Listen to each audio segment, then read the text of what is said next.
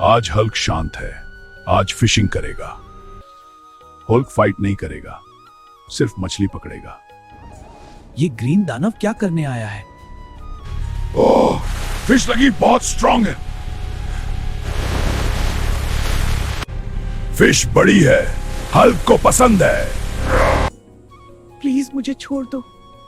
Hulk बुरा नहीं है, जाओ फ्री रहो, हल्क दोस्त है। आज हल्क ने मछली नहीं पकड़ी, शांति पकड़ी।